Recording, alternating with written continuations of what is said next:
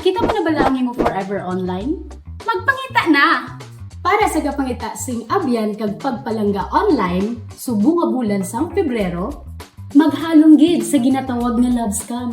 Ang love scam ay usually ginaobra online, kag ang ginatarget ay ang mga single, solo parent, kag iban pa nga mga gapangita sang love life.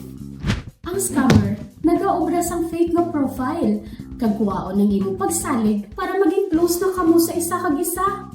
Pagkatapos nga makuha na niya ang imo paghigugma, dira na dayon kag kuwaon na niya ang imo nga kwarta. Wala man problema kung magpangita kita sing love life online. Ang red flag lang dira ay ang maging biktima kita sa sini nga modus.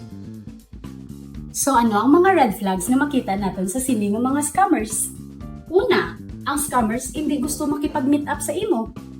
Magarason sila nga malayo sa imo, mga wala sila kwarta nga pangplite, kag kung ano-ano pa nga mga rason para lang hindi makita ang ilang mga itsura.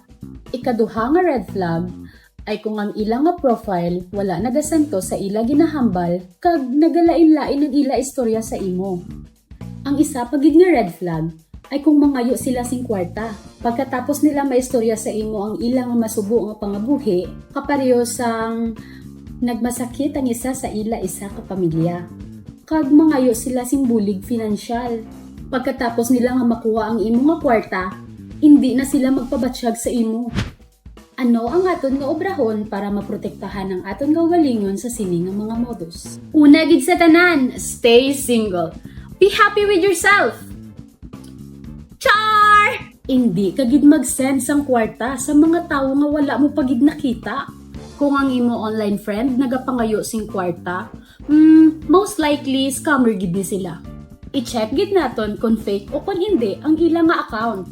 Kay balaan mo bala nga ang mga scammer nagapakuno-kuno kag nagagamit sang iban nga picture para magpangtunto. Maghalong gid kita sa aton nga mga gina-share sa aton ginaistorya.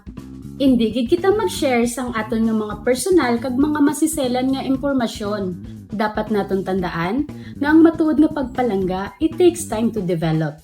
And healthy relationships are built on trust and open communication. Stay tuned for more cybersecurity tips.